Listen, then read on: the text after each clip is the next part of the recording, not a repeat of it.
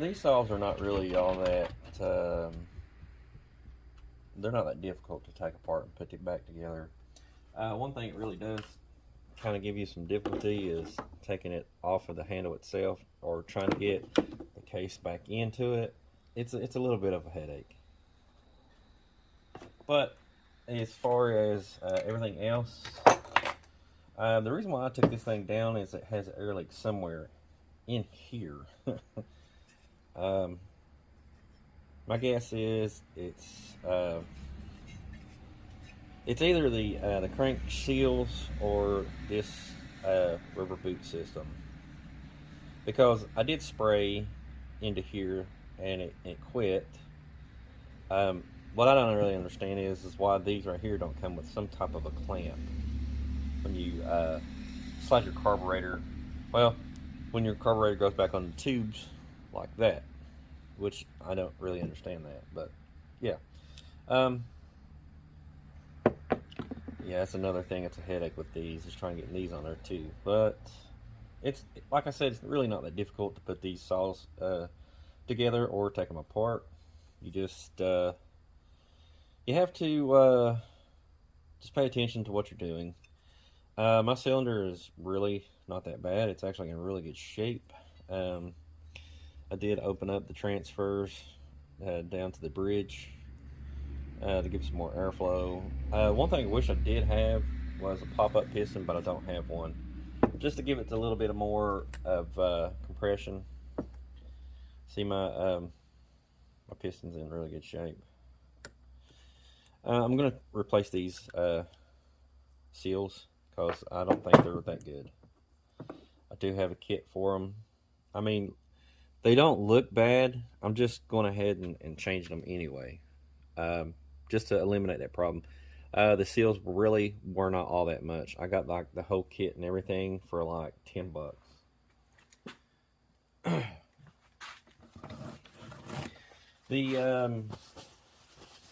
The kit does come with the rubber seals that comes into the case itself. You got your two bearing seals, and you have an exhaust. My exhaust seal is not bad at all. Actually, it looks kind of like this, but I'm going to keep this just in case. Like I said, brand new, everything, but this is like maybe $10, if that. And it's really searchable on eBay. You can probably get this stuff on Amazon, probably the same price. I wouldn't doubt it a bit.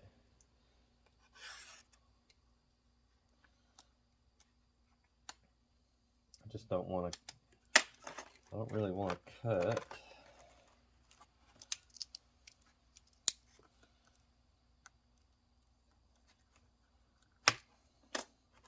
Trying to keep it from flexing.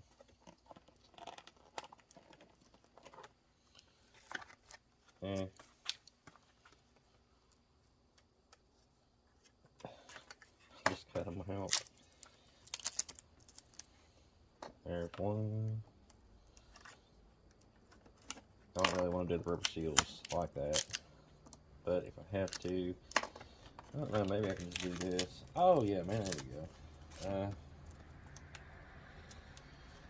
Didn't really want to pull on that, but I did.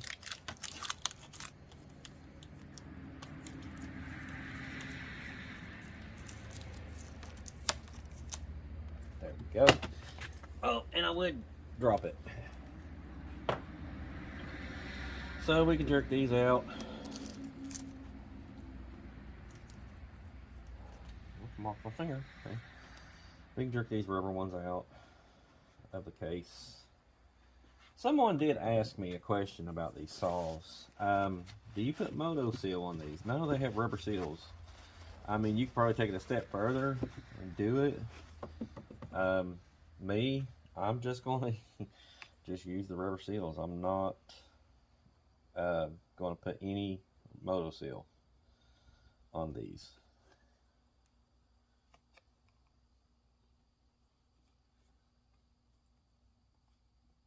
They actually fit really good. Snug. I noticed, like right here in the middle with the factory one, it popped up a little tiny bit on the rubber seal. So that's not on these newer ones. They're a little snug. I do know that. Yeah, there we go. I can tell you that putting this back into the case it's a little tricky, but it's not really bad. Man, that thing's got a lot of oil and gas on it. So I pretty much just slide it into the case and set it down. What you want to do is you want to press it down a little bit, just get these in the grooves itself. On the side of your seals right here, you'll notice that your gaskets, your rubber gaskets, have this little upswept. The upswept is for the cylinder right in here. Again, it's this is not really that difficult to do. Roll it up. Make sure that your ring is pressed, and you slide her back down onto the case. Well, this here is a clamshell type of. I'll tell you what I'm going to do. I forgot all about it until just now. I bought a new rubber boot, so let's replace the rubber boot. It's got 3 bolts. You got one here, here, and here. And you do have a impulse tube that you do need to take off.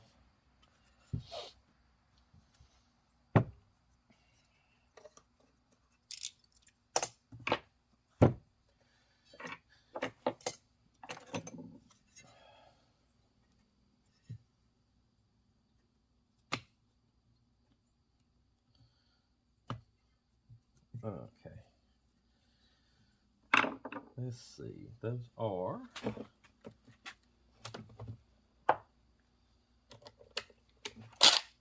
Well, I probably can't, but we're going to try it anyway.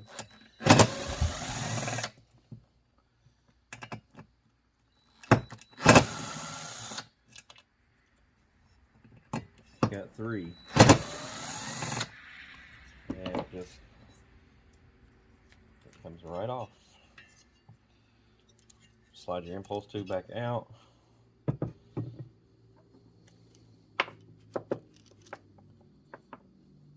Okay. This, I can get this screw out of there. Okay, there's a plastic piece that you have to take and reuse. So this piece has to go on here. This is your impulse because it comes up to the back side.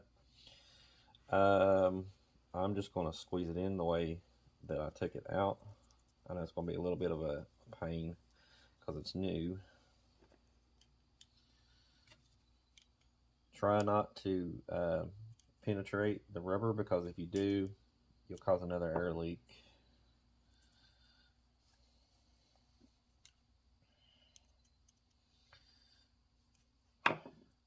Where's my, there we go.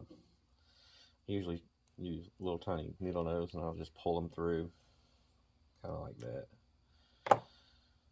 So we're going to seat this back on.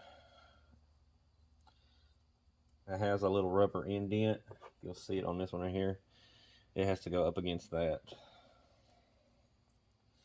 That could have been my air leak, but you got 2 little plastic tabs right here. Here. Got to make sure they go in, and make sure that it's kind of flush. And then it goes back just like that. You put this back on the cylinder.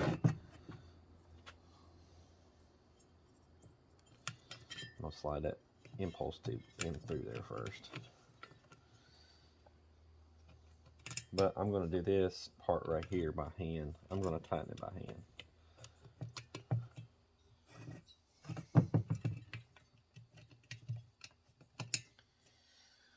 Okay, which one?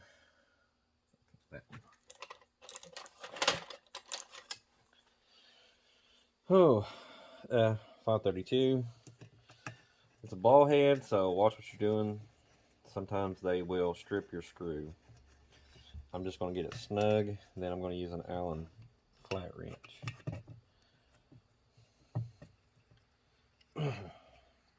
I hope this eliminates the leak problem, because I have fought with this saw a couple times already. I've took it apart about 3 times, and I really could not figure out what was wrong. And I actually do like this saw.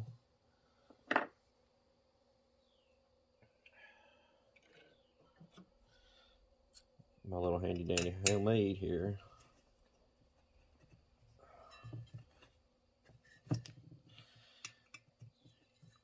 Probably should have put some Loctite on those, but I didn't, because you know I didn't think ahead on that. Okay, she's pretty snug. Slide your impulse tube back up through, put it back on the impulse plastic line. Make sure it's not like pinched like that or anything like that. So what you want to do is you want to keep sliding it back and forth until it's got a good curve to it. It looks like that. Normally these come with a factory one. I had to replace this one because the one that I took off, it broke apart.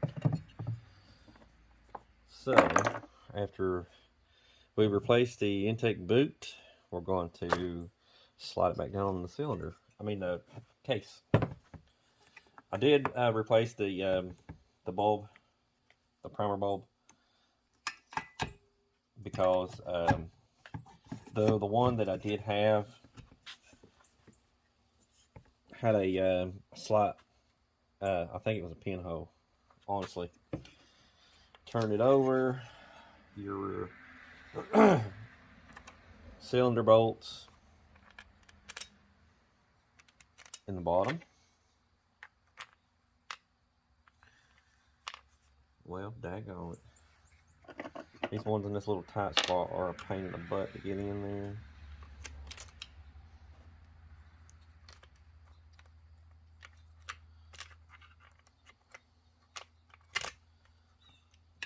Okay, I use the ball, the 3/16 to get them started back in there, but then I'll tighten them down with my little homemade wrench.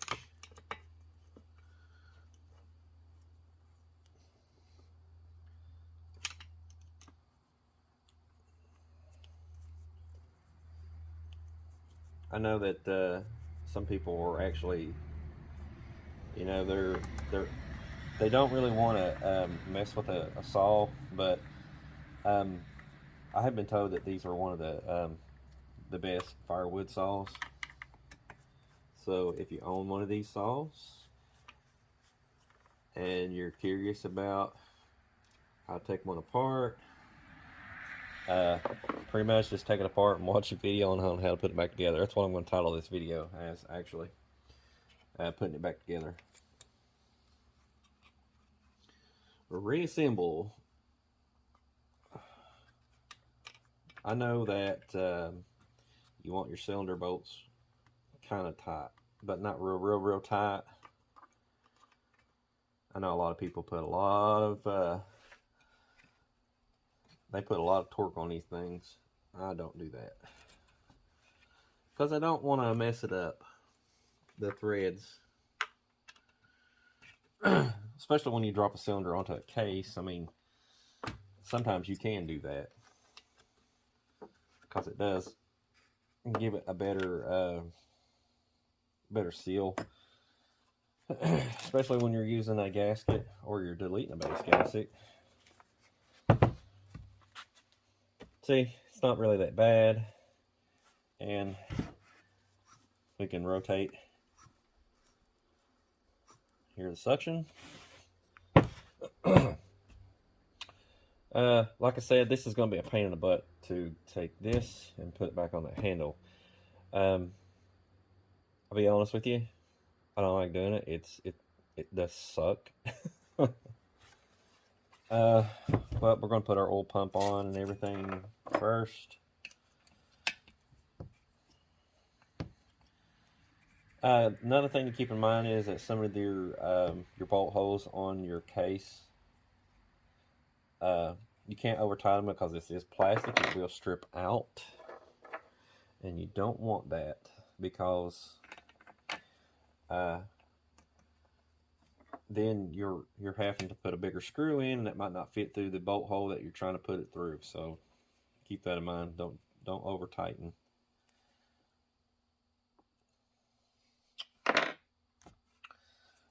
Okay, got a rubber grommet. Slide it up over the bar nuts. Oh, another thing about these too is sometimes the bar nuts will they'll fall through the tank. Just pay attention to what you're doing, because these right here will not reseal, and I've seen all kinds of horror pictures on how to try to put these back together. I've seen people put nuts through the case, and then they'll take a real tiny nut and go screw it all the way down just to hold it on. And I've actually seen people JB weld these suckers in. I just don't think that's a good idea. Okay, we got our bar cover plate. This actually covers up your oil pump too. Here is your oil pump gear. Okay, where's my... Okay, four-way screwdriver. Again, don't over tighten because it is a plastic case. If you get it snug, just tiny little turn and then it should be good. Okay, putting our clutch back on. It already has the bearing in it, and you got your keepers on each side. So on your gear right here, it's going to slide in place. See, it'll turn and then just barely fall into a little tiny groove, and it's not that bad. Okay, spins it off, tighten. It's counterclockwise.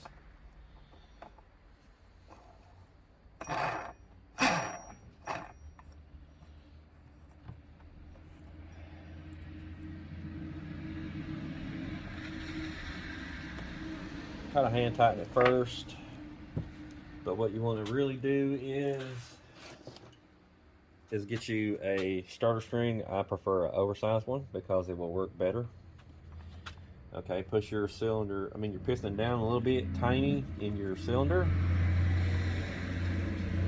Put you some of this starter cord in there, and what we're going to do is we're going to push it to the top. You don't want that to go into the exhaust because it'll chop it off. That's why I say barely put it in there. Barely let your piston go down. Okay, remember, this way to go off, this way to tighten. And I'm going to do this the way that I do it. And I know somebody's going to cringe when they see me do this, but this is the way I have been doing this for a really long time.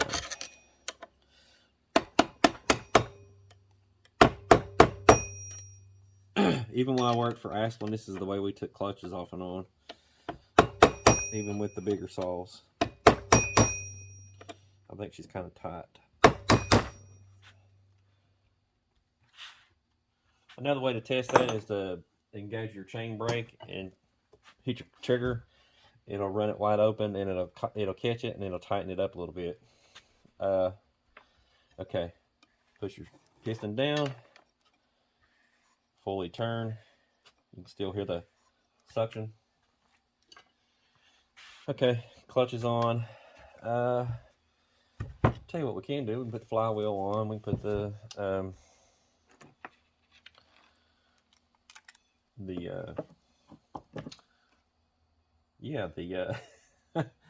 having a moment there.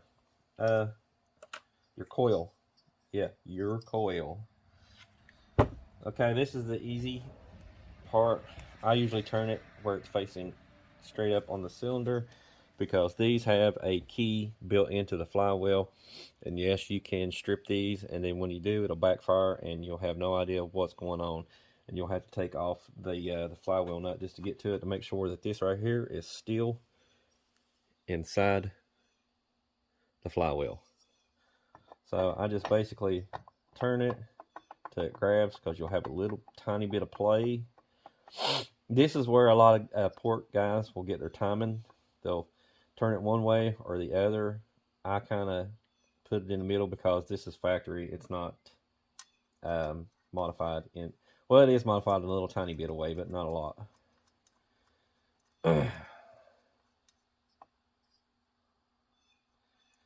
And this usually takes a 13.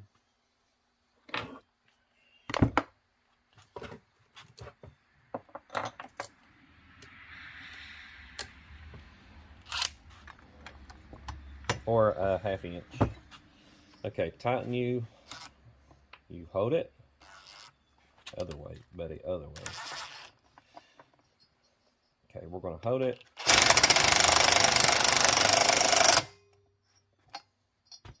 And she is fully on there. Okay, lay her on her side here. We're gonna line up. Magnets facing away from it. Preferably. We're gonna get this. Okay, these have to be facing up that way. Excuse me. Put it in that groove. See, it's got a groove made for it where it don't get pushed down in there and tighten too tight. Again, this is plastic, so do not over tighten.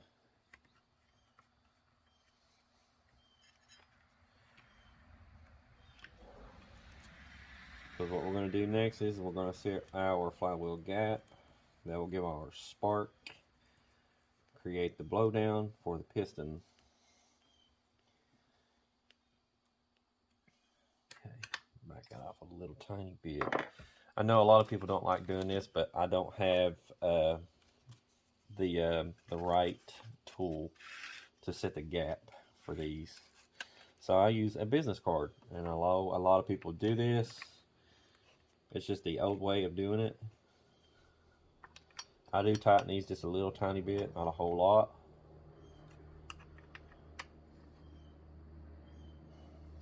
Okay. Spin it out, pull your card out. Then you can check to see if it's going to touch anything. You'll feel any kind of drag.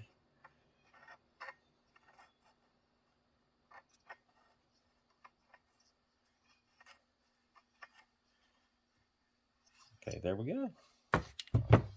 Okay, now what we have is our this is our on and off switch for our on and off switch.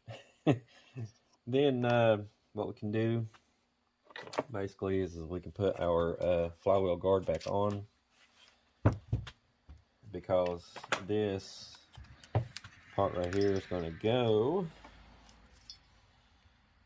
Let's see if I can remember how this lays down on there flat. Okay. Pull your there we go. Now it's on there flat. So put your coil cord on the outside. Lay this down in there. This is going to go through these little tiny little grooves, and then go. This has to go onto the coil. I keep looking at like, where does it go? Had a moment there. Slide that down on there. Make sure it's secured. put this in the little tiny grooves down in there because it's going to go across the plastic part. Push them down in them little tiny grooves. This right here is what keeps them in place. Okay, now we can put our coil cord through there, and then what we're going to do is we're going to push this through here and bring it out to the carburetor area.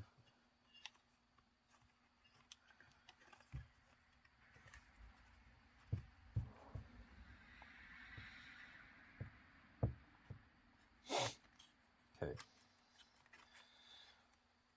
I know what I'm going to do.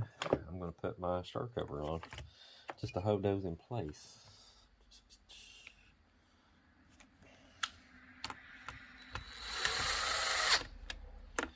You see there, I didn't put any.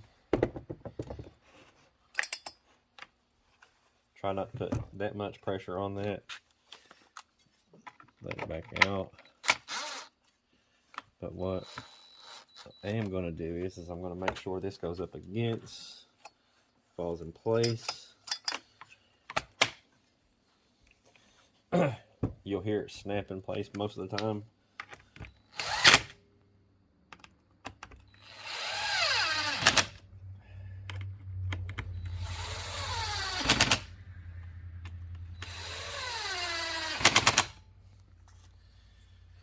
If you have an impact gun, set it on the lowest setting, because you know most of the time you don't want to really tighten this up. Like I said again, this is plastic, so you got to watch over tightening. So now that's there, and what we can do now is that we can put our spark plug back on.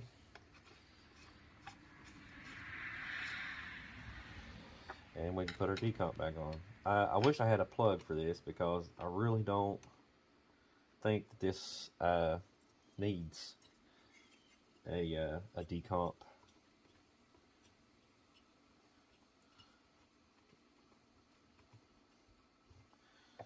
Okay. Barely. Flip it over.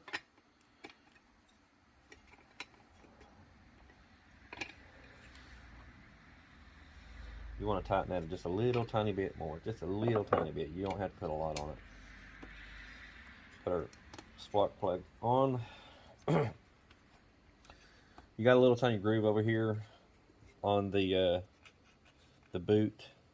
At the plastic piece before the boot, you push your coil cord over and it moves it to this side. That way, when you put your top cover on, it's not interfering with all that.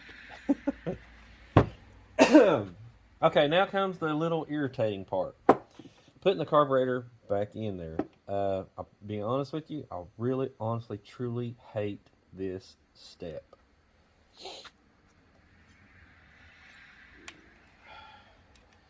But where I've done this a few times, it's actually kind of easy for me because I've done this. Okay, there is your off and on switch. That is for these two right here. You have to put that this flat piece right here. I'll show you when I get to that part. Here's your choke system. I do have aftermarket carburetor. I do have the actual factory carb, but it doesn't work as good. To be honest with you, it pisses me off that it doesn't work. I'll tell you one really thing that really sucks about these saws is they have limiter caps, and you can't really fully adjust your carburetor, but you could take off these so you can get that fully adjustment on it. I'll tell you what, I might do that just to so we can open it up just a tiny bit more, because this thing's going to need a little bit more fuel.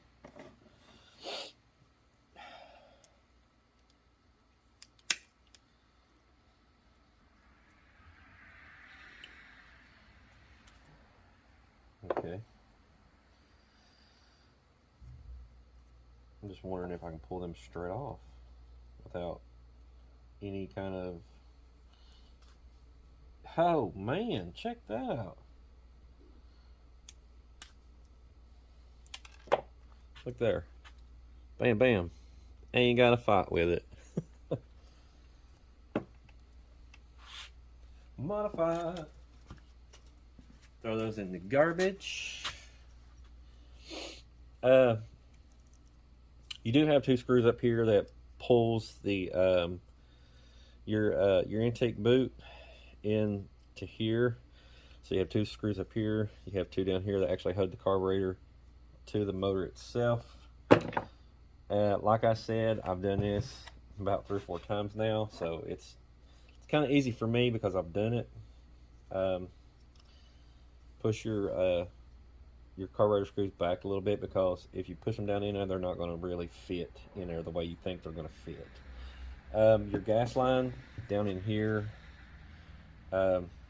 it's a little tight space to put it onto the actual carburetor, but it's doable. So what I try to do is I try to push it out of the way, away from it, so whenever you go to slide your carburetor down in there, it's not a fight. Okay. You do have 2 rubber grommets that actually hold the carburetor in place. It's just for the vibration, and it actually holds this little cradle in place. They're really easy to take in and out. If you have to replace them, it's really not that bad. All you have to do is cut them out and then pop the new one in. Easy. Okay. Well, I dropped one of my car bolts down here somewhere. Hang on, man.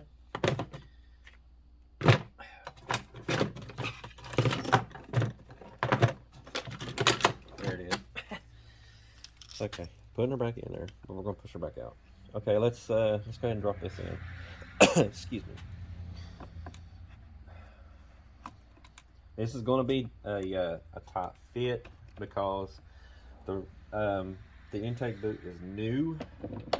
So when you get it dropped down in there, like I said, you got these little rubber grommets that hold the carburetor in place.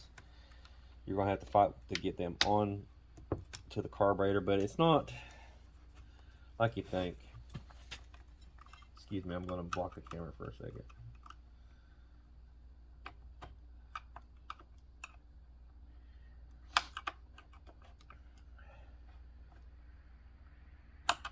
Back on you.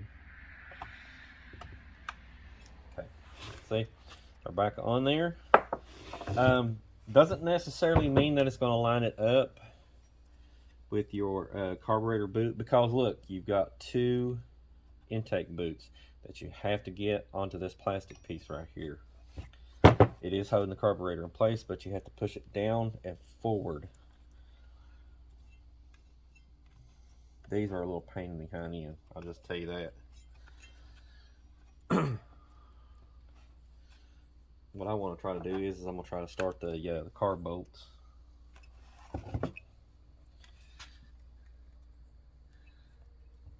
Can't see. There we go.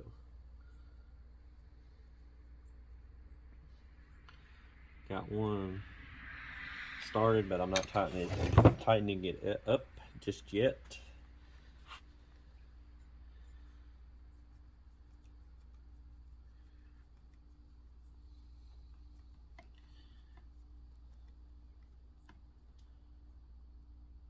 Just snug it. Okay, now we're going to fight with these intake boots.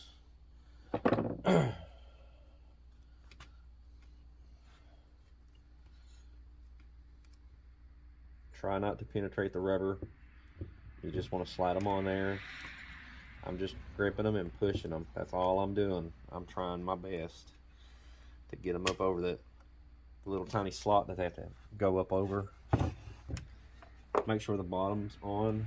That's why I take a dull flathead screwdriver and use most of the time. Okay, that one is on. Let's get this one started. Come on, go on there. Okay, there we go.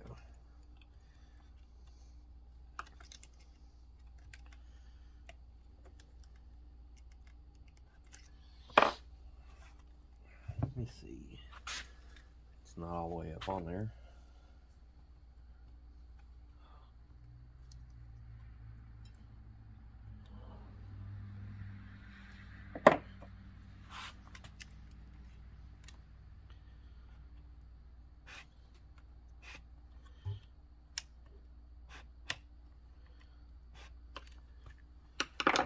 It's not all the way up on there. Come on.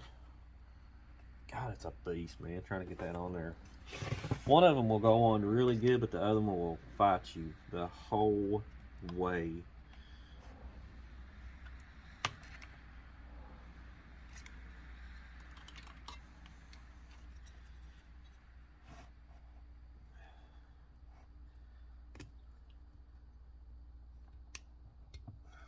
Okay, got it. Finally got it. Okay, now let's tighten these up.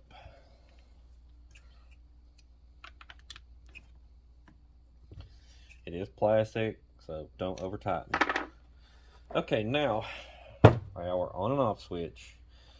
This one right here goes right here. This one goes down in there. So I just grab it. Well, trying to.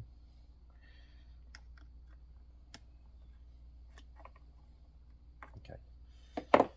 All right. Pull our on and off switch up. We're going to grab it by the metal part and we're going to slide it into the groove. That way it can make contact off and on right there. Okay, your primer is it's a little difficult, I'm not going to lie to you. The one that comes out of the tank goes on the top, but we're not going to do that just yet, because we got to get the bottom one on there first, and it's a little pain in the hind end to get on there. I'll just tell you that.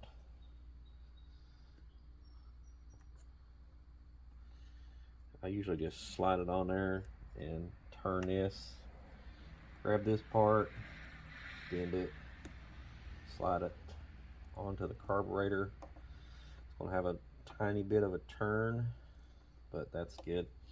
Then slide your top one on right there. Then check to see if you can hear any kind of air coming out of there, but I don't, because mine's brand new. Whew.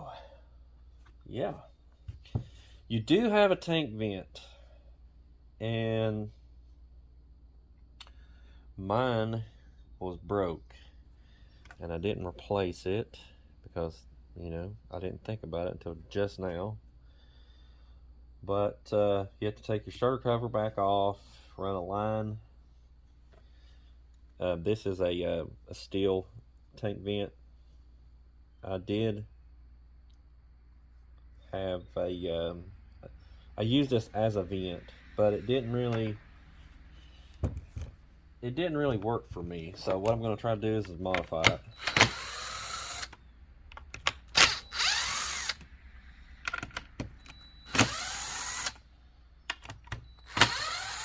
I think the reason why it didn't work is because it had that bend on it, and if you look right there is your tank vent underneath this plastic piece. I'll tell you what though, if I can find a plastic elbow, I do have one right here for a Husqvarna. I'm just wondering. I know I can't modify that because it won't fit on there. Wonder if I can use a thicker tube, because if I can, I'll cut a screw off and stick it down in there the old way, or I'll just put this on the end of that.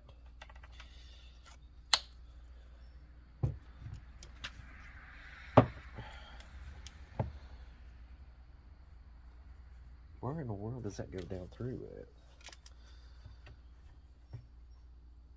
don't see it. Oh, okay. Daggone. Okay, I see it there, but whoo, there it is.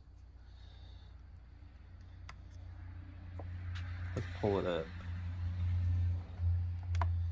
I'm gonna pull it up out of there a little bit. Then we'll try to slide that onto the vent. Hopefully this this will work, because this is a thicker piece of glass line.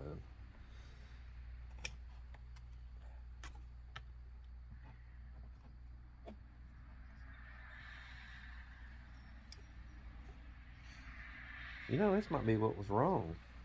This is probably what's causing my daggone my problem.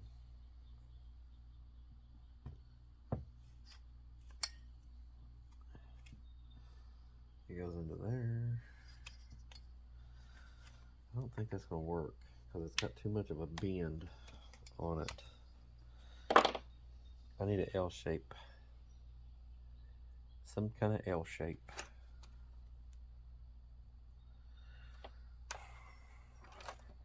I might have to modify that.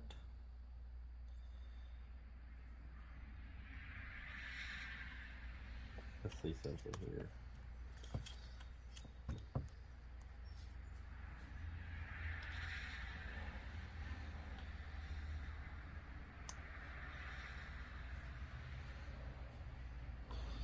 Alrighty, I'll just cut that off of there.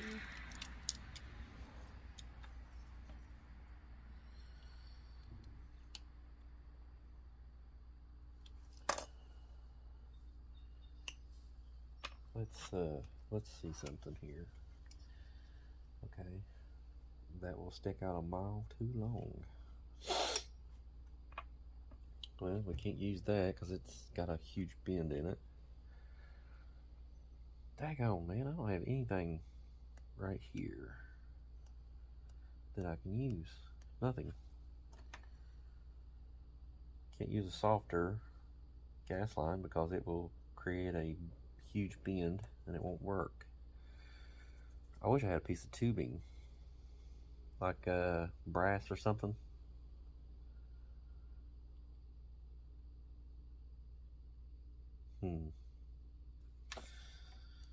Let's revisit this, shall we?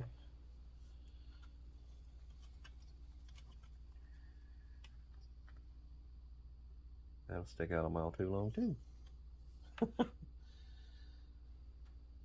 That's not going to work either. Excuse me.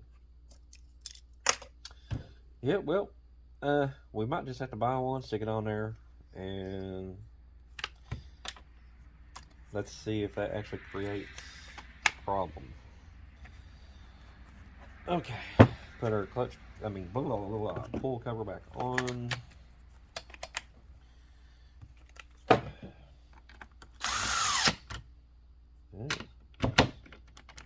Pull it right off of there.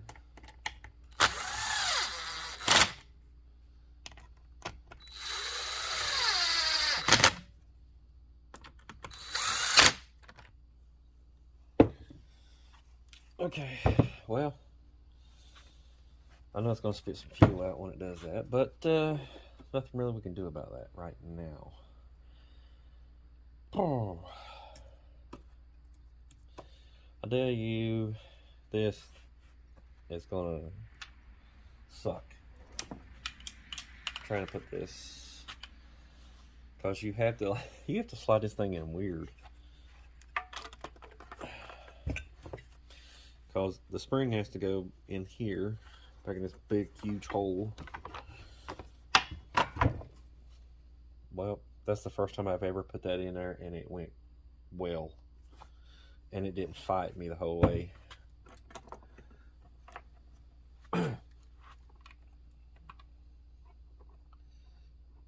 Let's see if our spring is lined up, because if it's not... Okay, there it is, though.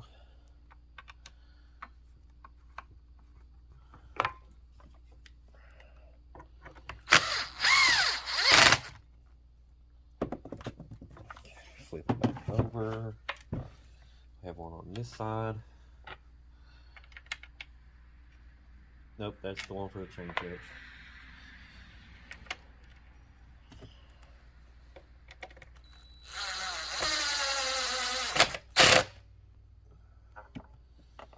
There is another one. If I can remember where it goes.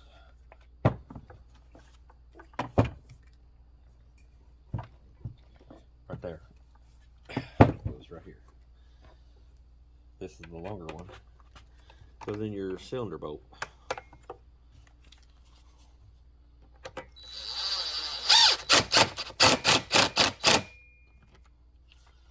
Okay. Chain catch. That's all back together.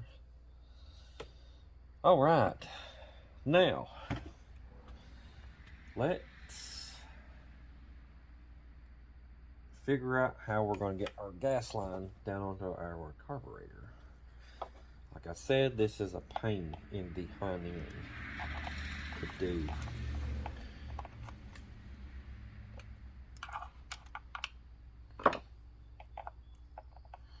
So it's good to have a little tiny set of needle nose pliers.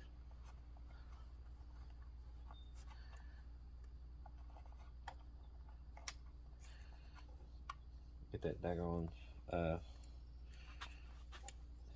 we go. I can see it now. Push that back. And then I will, ow, you suck.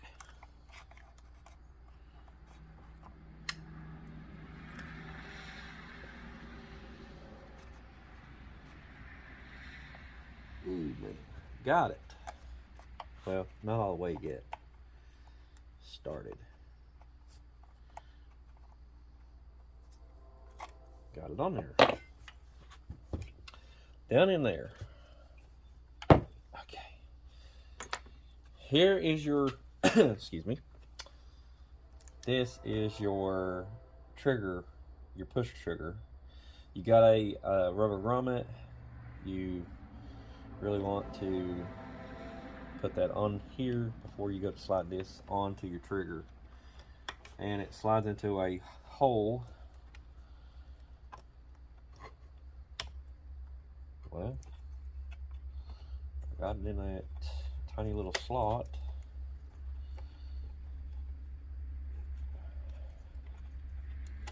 I hate fighting with that stupid rubber grommet.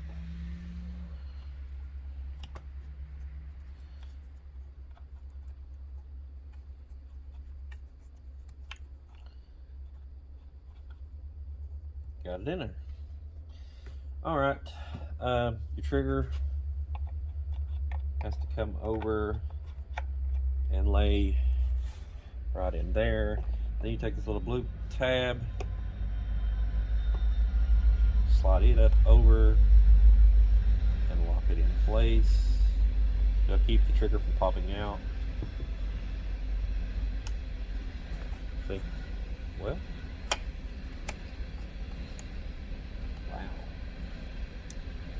Let go of it.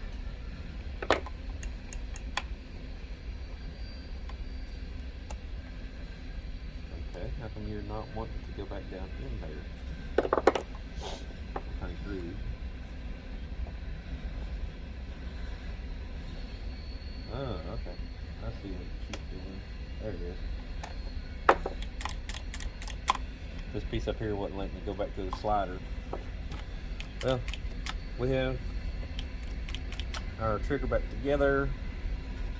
Our carb is hooked up, or on an off switch is hooked up. Now, to really test out this theory is to put some gas in this thing and start it up. One thing I did forget to put in is the air vent. This comes right off the flywheel, goes right up through, and comes into the carburetor bay. We can go ahead and put that on really fast, because we need the air.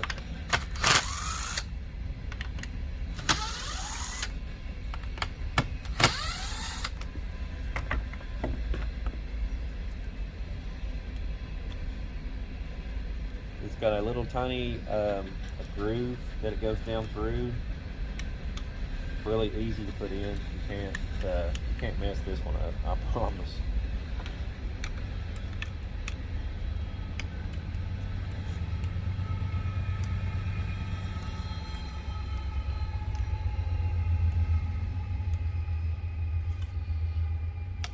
Okay. Put our starter cover back on once more time. See, it didn't take 2 seconds to put that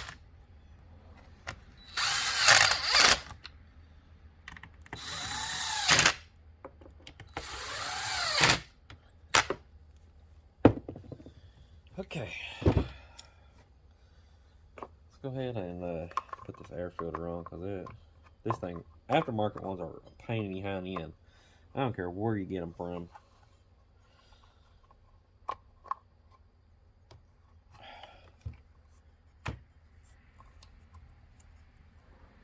Okay.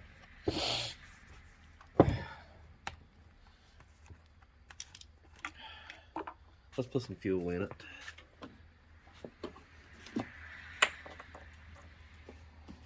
And this is just regular 50 to 1.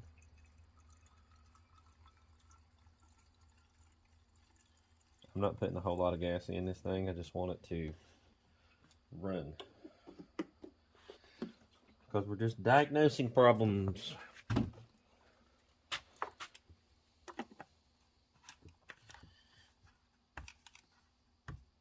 Okay. Flip her up. Get our suction until it squirts gas into the carburetor. Come on, honey.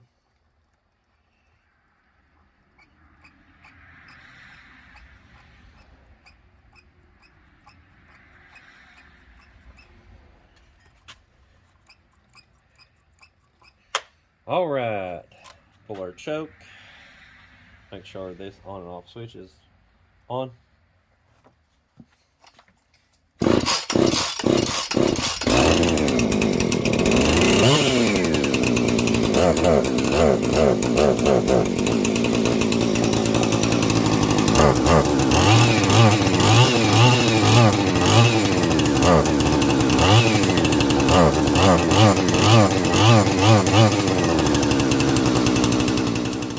Now, put the rest of it back together. But until next video, you guys have a wonderful day.